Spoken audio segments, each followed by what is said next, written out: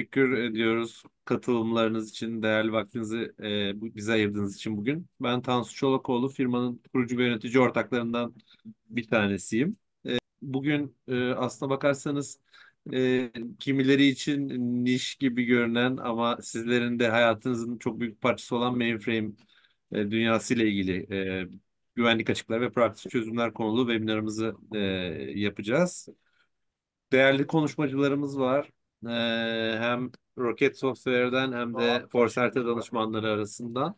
Öncelikle Forcerta firmasını tanımayan varsa aranızda çok kısaca bir tanıtım yapmak istiyorum. Çok uzak. Forcerta firması 2016 yılında kurulmuş bir firma. Teknolojiyi yoğun kullanan firmaların risklerini azaltırken çevikliğini arttırmaya odaklanmış bir firmayız. Türkiye çıkışlı ve ana odağımız tabii ki Türkiye. Bununla birlikte Azerbaycan gibi bazı yakın coğrafyalarda da banka, telco gibi teknolojiyi yoğun kullanan müşterilerimiz var. Mainframe dünyası çoğu zaman e, ya işte izole ve hani güvenlik açısından biraz daha ulaşılması zor gibi görünmekle birlikte aslına bakarsanız açık sistemlerle entegrasyonlar sonucunda yine dikkat edilmesi gereken bir alan olarak karşımıza çıkmaya başladı, devam da ediyor.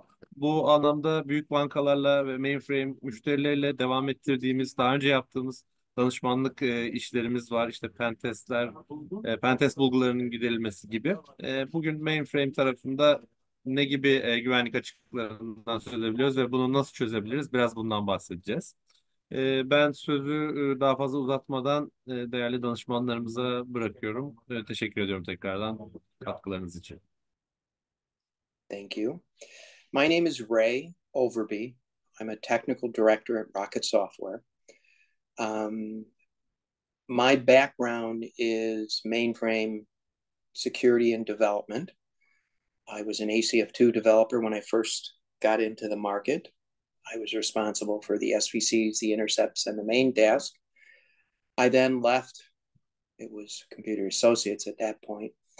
Started another company called Key Resources, and I did systems programming, networking, and development, just all kinds of interesting things.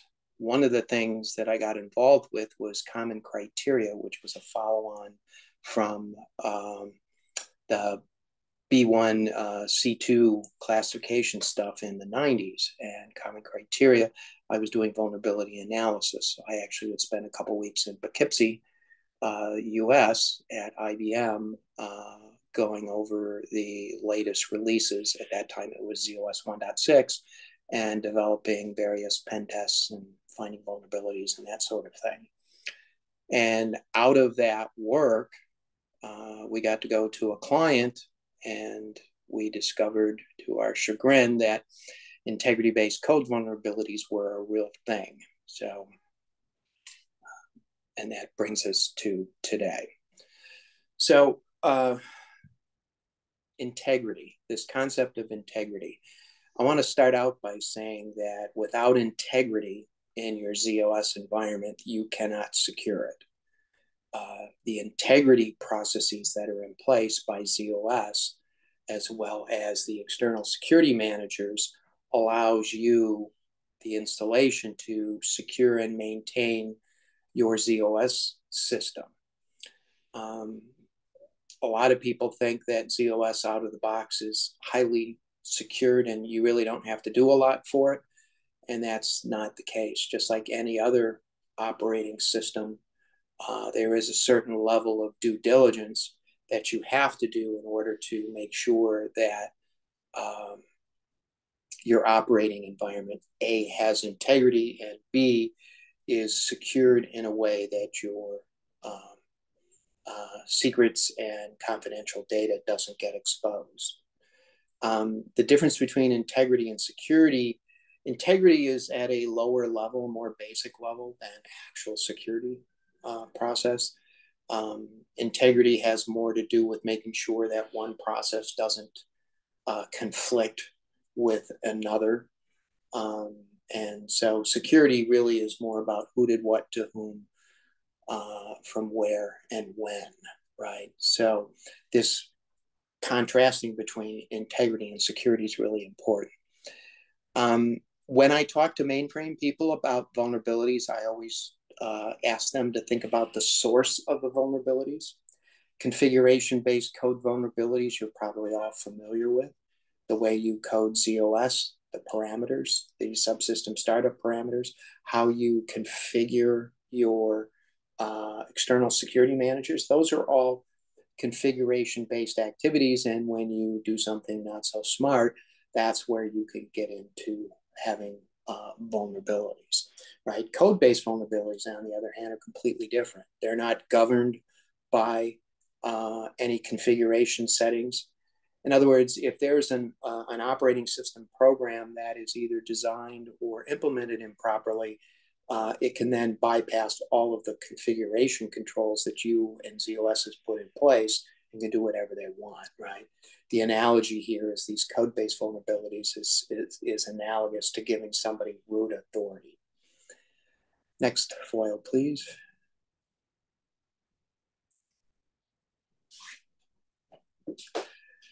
So this concept of integrity is integral to how, as mainframe professionals, we're allowed to secure and maintain ZOS today, right? So that unauthorized changes or information disclosure don't happen. Without that integrity, basically you're not able to do that. So ZOS is architected to provide that integrity, right? Your ESMs, ACF2, RACF, and Top Secret depend on ZOS integrity for them to be able to do their jobs. And there are a number of related controls to integrity to prevent unauthorized application programs from bypassing the controls, one of which is, for instance, APF, right? APF, there is a configuration setting that you say, gee, these are the authorized libraries. And then if you link edit those programs as AC1, then they're considered by ZOS to be APF, allowing an end user to bypass those controls without requiring the APF authorized library. That's an integrity-based code vulnerability. Configuration-based vulnerability would be that you didn't properly protect that APF authorized library. So they're fundamentally different in how you remediate, as well as how in practice you deal with the different types of vulnerabilities. Next foil, please. Installation responsibilities. Now, this comes directly from IBM. It's in a very odd place, the IBM MVS Authorized Assembler Services Guide. But if you read that, I'm in there quite often. It basically says you, the installation, are responsible to ensure that system integrity isn't bypassed by any customizations you do to the ZOS system. Now, customizations in their terminology is third-party program products or any system-level exits that you may put in place. And what this means is that you need to be cognizant of any software that you install, whether it's internally written or you buy it off the shelf from a vendor, that it doesn't pierce the veil of integrity, because a single integrity vulnerability will compromise the entire ZOS system, right? And it's analogous to giving somebody root authority. And it's your responsibility, the installation, to monitor that ZOS system to make sure that integrity is intact. Next foil, please. So in mainframe vulnerability management, there's a lot of different layers, if you will, and data, applications, internal network, perimeter, physical, and then the policies, procedures, and awareness are all things that you're probably familiar with. What most people are caught by surprise is the actual operating environment for their ZOS system also needs to be looked at to ensure that integrity has not been compromised, right? So in ZOS, if you think of it as a large server, it could have literally tens or hundreds of applications, and a single integrity code vulnerability will compromise every one of them, regardless of whether you actually have access to that application or right? Just being able to run work on ZOS and being able to exploit a single code vulnerability, right? You can bypass all the controls that are put in place. Next foil. ZAssure VAP is a program product that markets, develops and markets. And what it does is it will find those integrity vulnerabilities for you. And just to give you an understanding of what the attack vector would look like, in ZOS, you have an application layer that runs your application programs, your CICS transactions, your COBOL report programs, you know, your batch programs, and maybe your DB2 plans and such. But whenever they need to do something important, for instance, open a file, they will issue a call. You can think of it as a syscall, if you will, to the operating system layer.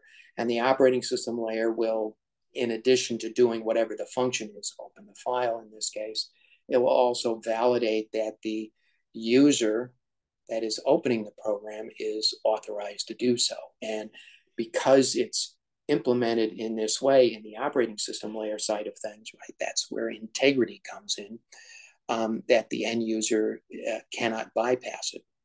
But what that means is that if you're scanning your application layer programs, you're not going to find integrity-based code vulnerabilities in a properly designed ZOS application, right? Because there's a physical segregation between the application code, or there should be, again, in a properly designed ZOS application, between the operating system layer, which would provide the security, as opposed to the application layer, which does whatever the application does. So what I need you to come away with here is, if you're going to scan something, you need to be looking in the operating system layer to identify these integrity code-based vulnerabilities. Looking at the application layer, which might be helpful for your applications, won't yield or should not yield integrity-based code vulnerabilities.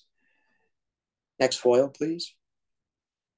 So some of the features of ZAssure VAP, we do OSINT, or operating system integrity testing. In other words, we're looking at the integrity of the entire ZOS system.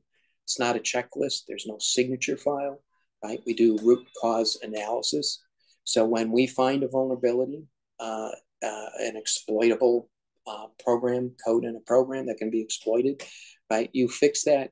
Anything that was exploiting that vulnerability is now repaired.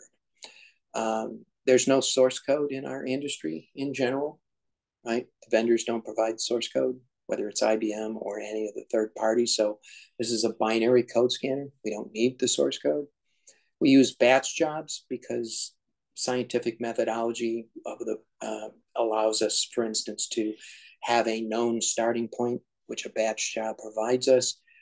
We run our we execute the programs that we're interested in, we collect instrumentation data, and then we analyze that. And that's very, very accurate. But that batch job gives us a known starting point so that we can measure the difference in the environment. When we identify a vulnerability, we classify it. Every classification starts with it's exploitable. So there's no potential vulnerabilities. We only identify exploitable vulnerabilities, and we provide a very detailed report. So if you think back, if you've ever done diagnostic techniques class for the mainframe, they basically give you a program, give you a dump, and say, okay, go find the point of abend or failure in the program. And that's exactly what ZAssure VAP does. It provides a vulnerability detail report that tells you this instruction at this offset in this program is where the vulnerability is. And oh, by the way, here's the type of vulnerability. The classifications are, the vulnerabilities are very good information for you, right? Because you can now have internal conversations about the vulnerabilities, whether or not to put the patch on, right? Even if it breaks something, because typically in the mainframe industry, you get zero information. Some of the vendors now do like a security portal and you can get a CVSS score, but it still doesn't tell you the capabilities of the vulnerabilities. And our categorization scheme gives you that. That's very important for you. Next foil. This is a table or a chart of the vulnerabilities that we Rocket find. We're not, some of our clients run these and they never share the information. You don't have to. You can run it yourself and do what you need to do. But for the ones that we're involved in, these are the types of vulnerabilities that we found over the last 4 or 5 years. And the thing I would like to leave you with is that these vulnerabilities, the numbers aren't going to zero. They're not very large in most cases, but they're not going to zeros. In other words, they're not going away. This is an ongoing thing in the future that everyone will have to be aware of. Next foil. And that's the end of my presentation. Any questions?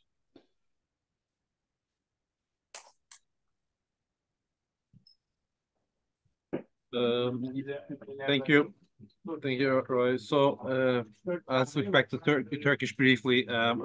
Başta şeyi söylemeyi unuttum. Kusura bakmayın lütfen. Sorularınız oldukça chatten alabiliriz. Varsa eğer lütfen paylaşın bizimle. Chatten cevap vermeye çalışacağız hepsine. Evet. Soruları Türkçe de İngilizce de yollayabilirsiniz. Thank you, Ray, for this beautiful presentation. Merhaba, ben Mustafa. Ben de kısaca kendimden bahsedeyim. 30 yıllık mainframe dünyasında çalışıyorum sistem programcısı olarak. Bunun son 10-12 yılı mainframe güvenliği alanında ulusal ya da uluslararası finans kuruluşlarında mainframe güvenliğinden sorumlu olarak çalıştım.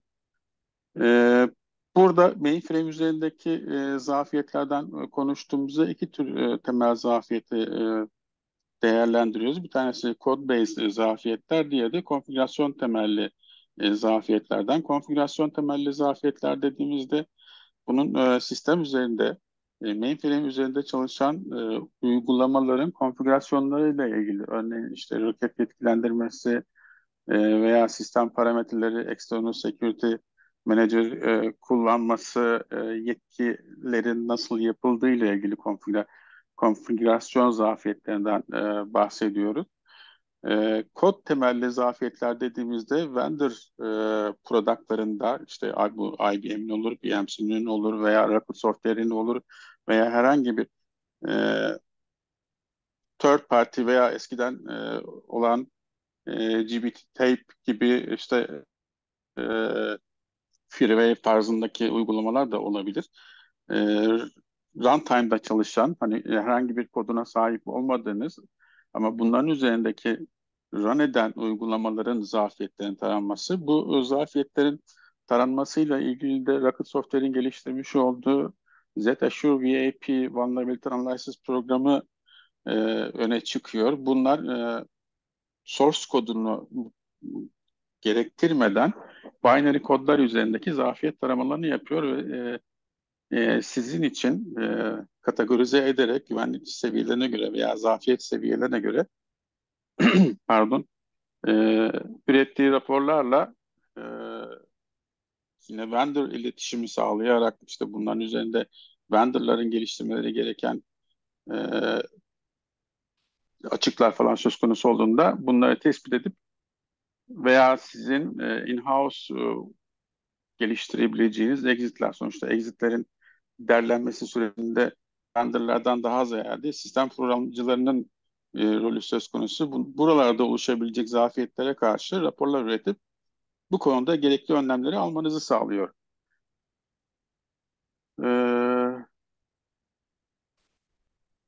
Birinci bölüm için bunlar yeterli diyebiliriz. İkinci bölümde Cynthia ve Ray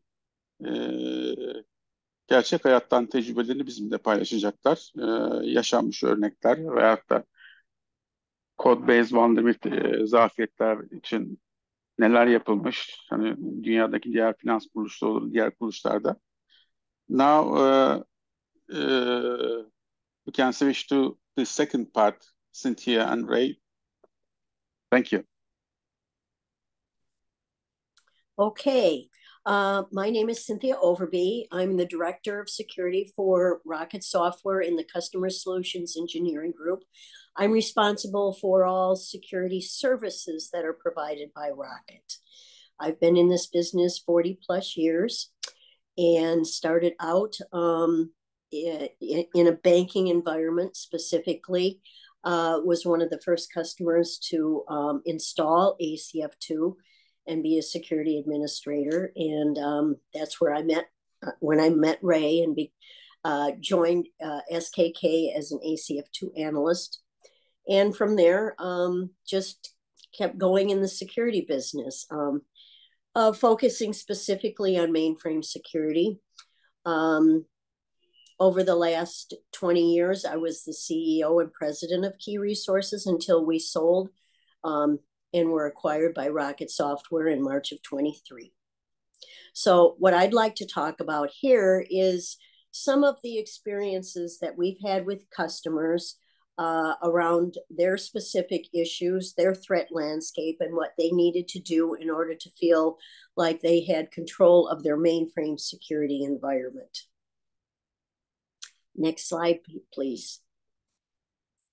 Okay, so some of the common mainframe threats that are out there. Ray talked about code-based vulnerabilities, system instability, storage reference, user key, storage alteration.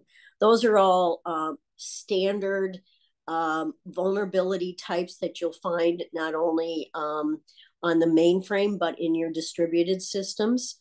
And so it doesn't matter whether it's code that's running on your mainframe or code that's running on your distributed systems, they all have vulnerabilities. Another area is the system configuration vulnerabilities, as Ray stated. And those are vulnerabilities that you're responsible for and need to be aware of and stay on top of. Vendor software. I think a lot of people are aware more so now than ever before that vendor software, because of the pace with which vendor software is written, whether it's IBM or any other vendor, they do make mistakes. They do put software out that isn't written properly, that on the mainframe that doesn't follow the integrity standards. On the distributed side, it's software that hasn't been QA'd properly. So, you know, there are threats out there associated with vendor software, and we need to do better at making sure that that software is a vulnerability. Yeah, may I interrupt you? We have Sure. a question about the assembler language codes. Can we scan those type of programs by using the ZSure? Assembler written programs. Yes. What VAP looks at are SVCs, PC routines, APF libraries, the load modules, the programs, the assembler written programs. That's what we are scanning. We're scanning at the operating system layer. And those are assembler written programs. And exits, user written exits. We scan user written exits. You'd be surprised at how many in-house written exits aren't written properly and have backdoors. We look at user key common storage and logical partitions also. Does that answer the question? I think so. Okay. Thank you. You're welcome. Let me see. Social engineering and host connectivity phishing. I just read a report that said that internal phishing is probably one of the, is it about 93% of where the hacks are actually introduced. They may be coming from the outside, but the phishing that's happening is against users that are specifically in the environment. And then unauthorized open source. There's a lot of open source being used both on distributed systems and mainframe. So this just gives you an idea of where some of the common mainframe threats are. Let's move on, please. Okay, so the first one I'm going to talk about is a global organization with over 1 trillion in assets under management and about 50 billion annual transitions across 100 plus global markets. This is a very large organization. And they came to Key Resources and they basically said, our challenge is to make sure that our mainframe environment is completely secure before we transition to cloud-based web-facing applications to allow our businesses that access our data to be able to access that data as it's stored on the mainframe through the cloud. We need to be as at 99.9% sure that when they're accessing that data on the mainframe, that it's secure. They needed to make sure they met compliance and regulation standards while protecting employee and customer data. This organization, because of what they do, has to meet the U.S. government Department of Defense standards, as well as many other global governments' regulations and standards. They wanted to make sure that the transitions towards a cloud-based access from anywhere model would not impact their mainframe data, and understand that the data that's stored on the mainframe is crucial to their business and all of their customers' businesses. And then they needed to decrease the volume of security investigations and response times for mainframe security events. Most of those at the time that we walked in were compliance related, configuration related. At that point in time, they hadn't really done any vulnerability scanning at the source code level.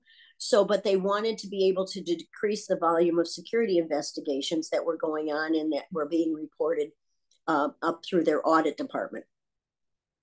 So basically, we came in and we said, okay, let's start by doing vulnerability scanning on your mainframe. We expanded their mainframe security coverage simply by implementing a vulnerability management program across all of their mainframes, where they scanned all their mainframes on a quarterly basis.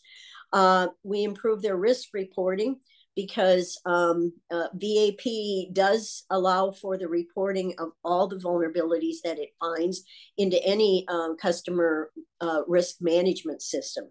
So not only were they now reporting across reporting their distributed system vulnerabilities, but they were also reporting any vulnerabilities that were found on their mainframe.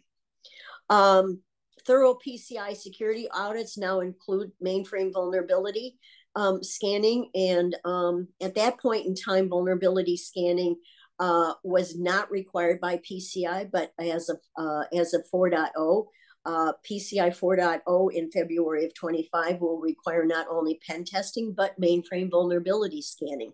So they were ahead of the game in terms of doing both pen testing, mainframe vulnerability scanning, and compliance and configuration assessments when we did this, and this was back in 2018. Next slide, please. This particular organization was really worried about compliance. They're a global financial organization with over 15,000 employees spanning the North American continent. I don't know how many employees they had at the time globally. Basically, what they were looking for was to basically go through and increase the span of what they were looking at from a compliance assessment perspective. They saw that threats were evolving, both nation state threats and large hacking organizations, and that because of the ever-changing complex regulations that they had to deal with, they knew that they were going to see an increase in compliance challenges. The regulations are getting much more sophisticated. And those regulations are trying to basically stay ahead of the sophistication of the hackers today. There are hacking organizations out there that their return on investment is in the millions of dollars. So these hacking organizations have a lot of money to invest in things like AI for phishing and other things. So this organization knew right off the bat that they were going to see an increase in compliance challenges. They wanted to have an electronic security policy that they could customize and use to verify their alignment with regulations and company standards. So basically what they wanted us to do was to take their written security policy and develop an electronic security policy that they could scan against. They could scan against their configurations, their security configurations, to make sure that their configurations compared against the best practices and that were defined within the electronic security policy. So basically what they were doing was making sure that when the auditors came in and they looked at their security policy and said, okay, this is what you say you're doing. Are you actually doing what you're saying you're doing? And they could basically look at them and say, here's our assessment reports. Here's what we're running. And here's what our assessments are showing us, that we are actually matching our written security policy against the compliance that is required of us.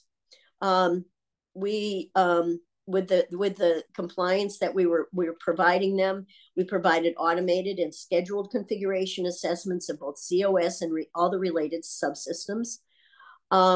We provided the ability to analyze user permissions for access to sensitive information on an organization, as well as excessive access. I guess there's another question. Yes. What is the most rated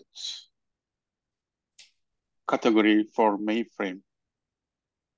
I mean, what is the most attacks comes from, depends on the attack surface. Okay, let me repeat the question. What is the largest attack surface? Is that what they're asking? Yes. Well, it depends on the sophistication of who's doing the attack. So configuration-based vulnerabilities are easier for people to figure out and less technical in nature, right? You didn't protect something properly, or a certain group of people have access when they shouldn't, right? That's typically easier to find. These code-based vulnerabilities do require a higher level of expertise to identify them, but ZOS is ZOS, right? If you have a copy of ZOS, and you can get current versions off the internet these days, you can run them under Hercules. So the bad folks are able to get the software and go find it. The level of expertise required to implement an exploit, right, given, once it's been developed, is pretty much just cut and paste, right? I mean, it's a much lower level. So it's not a choice, really, do one or the other. You need to do both, right? If in other words, if you have DORA considerations, right, you need to be looking at code-based vulnerabilities to ensure the integrity of your environment, along with the configuration-based vulnerability analysis. So you cannot skip any one of them? No, you can't. Nope. Right. And just to prove a point, a single code vulnerability, right, it's like giving me root authority, right? I can pretty much, bypass any controls. I can turn off the logging. I mean, I can do anything I want on that ZOS system, plus any other systems that they're connected to, right? So that's bad news for everybody. Yeah, okay, thank you. Okay, have we answered all the questions that are out there right now? Let me check again. If there is any new, no other question. Okay. Now, if we defined all the vulnerabilities from code-based vulnerabilities and configuration-based vulnerabilities, so now we can talk about the proactive security strategies to remediate those vulnerabilities. Yes. So let's spend some time talking about Sorry, what. Cynthia. I just want to make sure we are also have some time for the end. Tolga, are we doing good on time, or how is it going at the moment? I think we said we would be doing it for 45, 50 minutes. Maybe we are getting close to the end of it, but if our participants have more time, we can keep going. And at the end of the webinar, we will also have a small quiz with some rewards as well, Amazon gift rewards. So it would be great if you. Yeah, we are on track, maybe on a tight schedule, but I expect we will be on time. The quiz part will take approximately 5 to 7 minutes, in my opinion. We can manage to go like that. Sorry, Cynthia. Go ahead, please. Okay, let's go. Maybe it will be better if we can do quicker in this last section. Yeah, I'm gonna go real fast here. Okay. Thanks. Let's go to the next slide.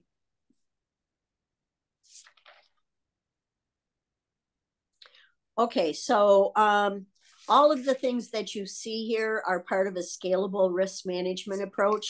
The only two that I'm going to talk about today are authentication and vulnerability management, the two in the yellow. But all of the other things should be pieces that you look at, and all of these pieces are part of DORA. Okay, next.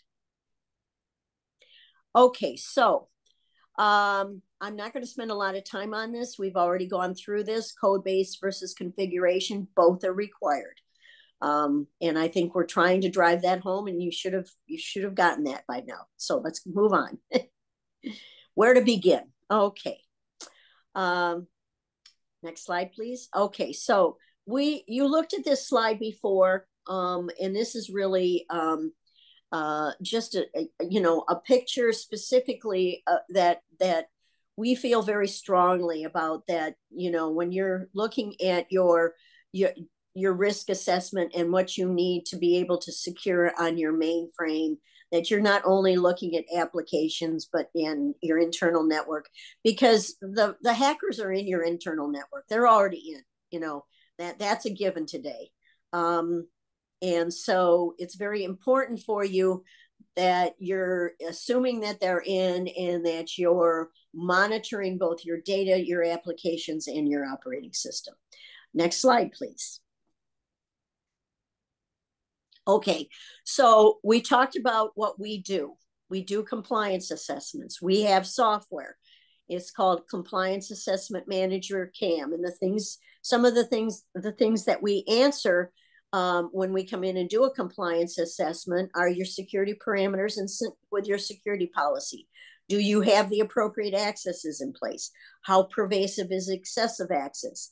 Is audit logging appropriate for the level of access given to privileged authorities? These are some of the standard sets of questions. We will do disastigs. We will do a customized using your security policy or any of your regulations.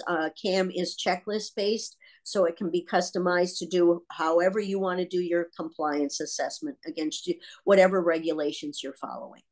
Next slide, please. We do penetration testing, mainframe penetration testing. Mainframe penetration testing is a bit different than on a distributed system because we don't actually do the attacks. We will come in, we will look to determine how we can get access inside your internal network. And once we're inside your internal network, we will report out to you where we've been able to infiltrate your network and the types of things that we can do. And we will give you mitigation reports on what you need to do to mitigate that particular attack surface. In DORA, they basically are now saying that you have to do penetration testing on the mainframe, and they're saying you have to do your production systems. In the US, most of the people that we do penetration testing for don't want us to do their production systems. But so basically what we've determined is that the best way to handle this is to basically provide very detailed reports that show exactly what we could do and how we could do it, and then what the mitigation factors are. So that's a bit different on your mainframe, because you don't want somebody altering your critical data on your production system. You don't want them accessing and exporting critical data, and you certainly aren't going to onboard them to be able to do that. So it's a little bit different as far as mainframe pen testing than what you would do on your distributed system. We do an incredible amount of penetration testing, and we have yet to have been in a place where we weren't able to take control of a system. Okay, done. Thank you, Cynthia. Cynthia'nın da belirttiği gibi Forcerta ve Rocket Software olarak ister mainframe üzerindeki kod temelli zafiyetlerinizi, ister konfigürasyon temelli zafiyetlerinizi ister belirlemiş olun, ister belirlemeye ihtiyaç olun. Biz her iki tarafta da size istediğiniz zaman destek olmaya hazırız.